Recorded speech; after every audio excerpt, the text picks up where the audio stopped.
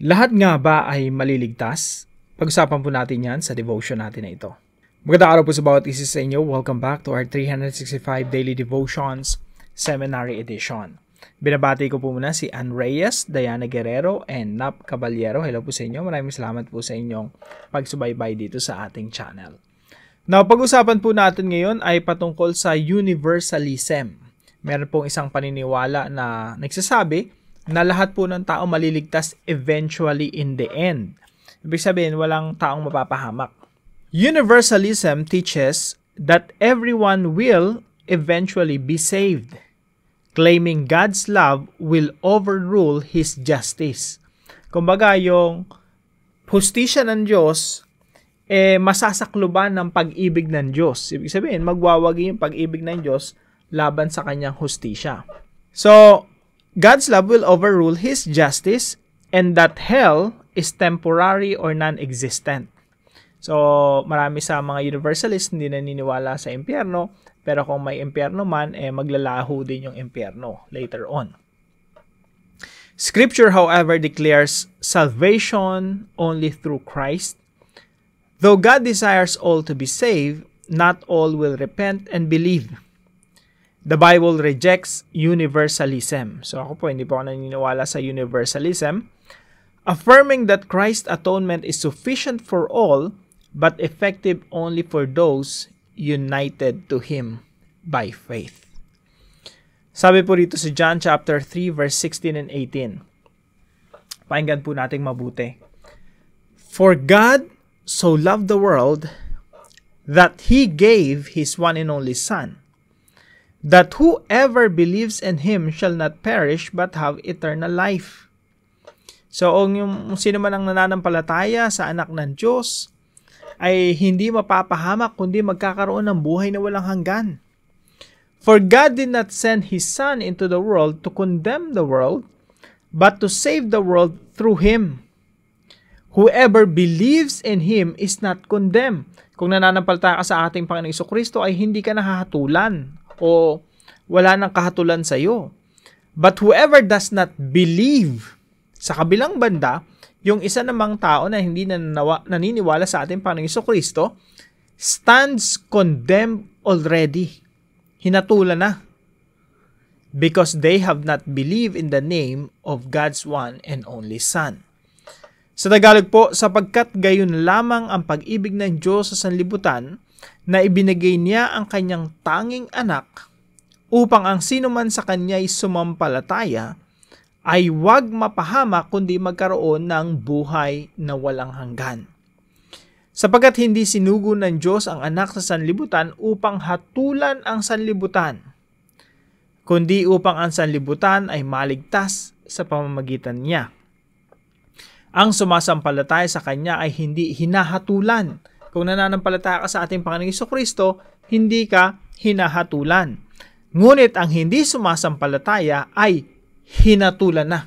If you don't believe in the Lord Jesus Christ, meron ng judgment sa iyo. Meron ng judgment sa mga taong nagre-reject o tumatalikod o hindi nananampalataya sa ating Panginoong Jesucristo. Sapagkat hindi siya sumasampalataya sa pangalan ng tanging anak ng Diyos. Now, ito po yung mga katuroan natin ngayong araw. Number 1, those who reject Christ will not be saved. Kung ang isang tao, after makapakinig ng ebanghelyo, at sabi niya, ayoko maniwala dyan, that person cannot be saved.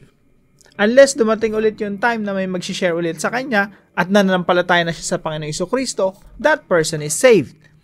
Pero as long as you reject the message of the gospel, you're rejecting Jesus Christ, it is impossible for someone who rejects Christ and be saved. Ibig sabihin, kapag talaga tinalikuran mo na si Kristo, wala ang pakialam kay Jesus Christ, naririnig mo siya, but you don't really surrender your life to Him, then Jesus Christ is not your Savior. If Jesus is not your Savior, how else can you be saved? Paano pa tayo maliligtas kung hindi sa pamamagitan ni Kristo? So, those who reject Christ will not be saved. Pangalawa po, there is eternal punishment for evildoers. Paano yung isang tao na hindi nananampalataya sa Panginoong Jesucristo, namatay, or, wala nang chance na manampalataya sa Panginoong Jesucristo? What will happen? There is eternal punishment for evildoers. Sabi po dito sa Matthew chapter 25, verse 41 to 46, "Then he will say to those on his left, 'Depart from me.'" So, sabi dito sa Matthew 25, darating yung time na, pagdating ng ating Panginoong Jesucristo, yung judgment day, ihiwalay yung mabuti at masama, mananampalataya sa hindi, mga tagasunod ni Kristo, mga disipulo ni Jesus sa hindi. So, merong dalawang klase o dalawang uri ng tao. Isang believer o group of believers at isang group of unbelievers. Then sabi rito, "Then he will say to those on his left, 'Depart from me.'" Doon sa isang grupo ng hindi mananampalataya, ang sasabihin ng Panginoong Jesucristo, "Depart from me." Lumayo ka sa akin. Then he will say to those on his left, "Depart from me, you who are cursed, into the eternal fire." Meron palang eternal fire o walang hanggang apoy. "Prepared for the devil and his angels." So yung lugar na yon, kung ano mang itsura tinatawag yung eternal fire, at yun ay inilaan para sa mga dyablo at sa mga kampo ni Satanas. Prepared for the devil and his angels. Pagkatapos ay sinabi niya sa mga nasa kaliwa, "Lumayo kayo sa akin, kayong mga sinumpa. Doon kayo sa apoy na walang hanggan na inihanda sa dyablo at sa kanyang mga anghel."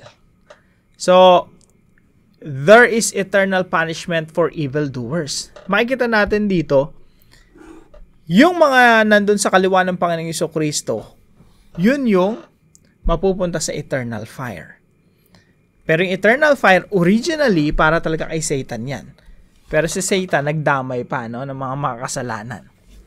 So, there is eternal punishment for evildoers. Hindi na natin pag-uusapan kung ano ibig sabihin ng eternal. Pero, naiintindihan naman natin yan na pag sinabing eternal, walang hanggan. Pero of course, marami pa pong detail yan. Sabi po sa Matthew 25:46, "Then they will go away to eternal punishment." Meron pa palang eternal punishment na nakasulat dito. "But the righteous to eternal life." Kung merong buhay na walang hanggan sa mga matutuwid at mananampalataya ni Kristo, meron ding eternal punishment para sa hindi mga mananampalataya. Point number 3, the gospel is necessary for salvation. Kaya po, napaka-importante ng ebanghelyo ng ating Panginoong Jesucristo. Why? Because if a person cannot or will not be able to hear about the Lord Jesus Christ, then that person cannot be saved because he doesn't have a Savior. Kaya po, ganun kahalaga yung salitang gospel or good news. Merong good news. Ano po yung good news? That Jesus came to save you. Na para itong ating Panginoong Jesucristo para iligtas ka at bigyan ka ng kasiguraduhan ng kaligtasan na makakasama mo siya ng pangwalang hanggan. The gospel is necessary for salvation. Kailangan maipangaral yung ebanghelyo at yung mga nakikinig ay matutunang sumunod, manampalataya at sumunod sa ating Panginoong Jesucristo. Now, paano po natin ito isasabuhay mga kapatid? Number 1, napakalaga po nito. Take sin and God's judgment seriously. Gano'n po tayo kaseryoso doon sa kasalanan at sa judgment na someday paparasahan tayo ng ating Panginoon dahil sa ating mga kasalanan na dapat nating pagbayaran. How serious are we in dealing with these things? Pero alam niyo po, para po ma-measure natin, magkaroon tayo ng idea. Si Jesus, yung kasalanan natin at kaparasahan para sa ating mga kasalanan, yan ay sineryoso ng ating Panginoong Jesucristo. How do I know? Paano ko nalaman na sineryoso ni Jesus Christ yung ating kalagayan na mapapahamak tayo sapagkat tayo nagrebelde at gumawa ng kasalanan at sumuway sa Diyos? Bakit tayo, paparusahan ng Diyos? Bakit merong judgment? Now, dahil merong judgment, merong kaparusahan sa ating mga kasalanan. Si Jesus, sineryoso niya yan, yung kasalanan. Again, how do I know? Simple lang, Jesus died on the cross. The fact that Jesus Christ died on the cross, He knew that there's no other way for us to be saved. The fact that He died on the cross, He knew that there's no other way for us to be saved. Isa lang talaga yung kaparaanan. And Jesus took it seriously. Isa lang talaga ang daan para maligtas ang tao, at ito ay sa pamamagitan lang ng pagpapatawad sa ating mga kasalanan. Sa pag-ako ng kaparusahan na dapat tayo tumanggap. Si Jesus yung walang kasalanan pero siya yung naparusahan dun sa krus ng Kalbaryo sapagkat inako niya ang kaparusahan na para sa atin. That is the only way to be saved. And Jesus took it seriously. Unfortunately, tayo ngayon na dumanas ng benepisyo ng kaligtasan ng Diyos, minsan hindi na natin sineseryoso yung kasalanan. Ay, papatawarin naman ako ng Panginoon. Magsasorry na lang ako mamaya. God is forgiving naman eh. God is loving naman eh. Pero alam niyo po mga kapatid, Jesus took sin and punishment seriously. We have to treat sin as something serious. Hindi po natin yan ipinapamuhay. Sa halip, ito ay itinatakwil natin. Pangalawa po, turn to Christ now before it's too late. Tayo po ay lumapit sa ating Panginoong Jesucristo ngayon na mismo. Ngayon na tayo magdesisyon, Lord, I wanna follow you. Ngayon na tayo magdesisyon na, Lord, ang dami kong ayaw pang isurrender, pero ngayon isosurrender ko na because you are worth it. Karapat-dapat kang sundin, karapat-dapat kang paglingkuran, karapat-dapat kang pag-alayan ng buhay, and I'm gonna make the decision now. I surrender myself to you.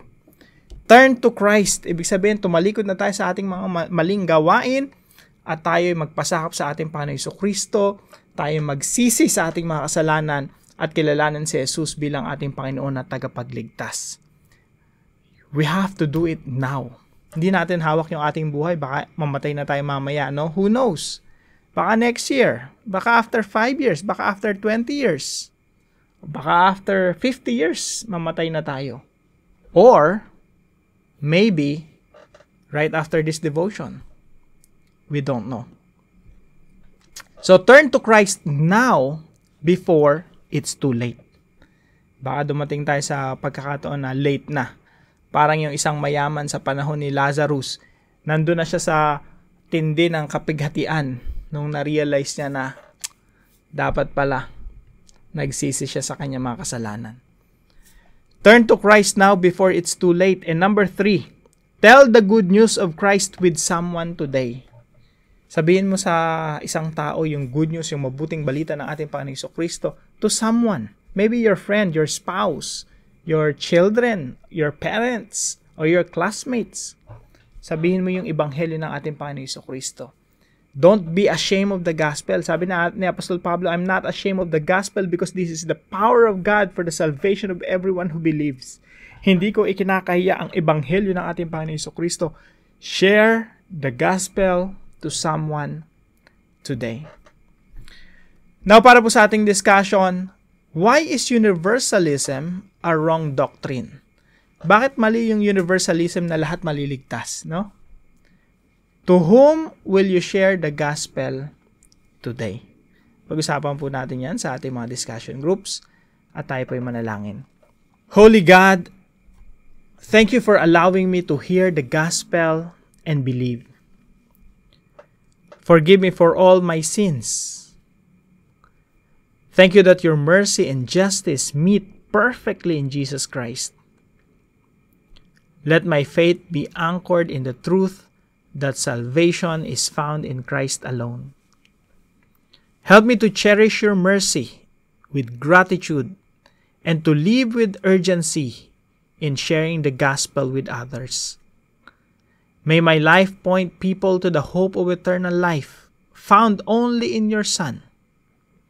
Lord, I surrender my life to you.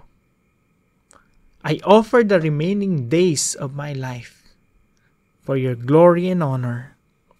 In Jesus' mighty name, amen and amen.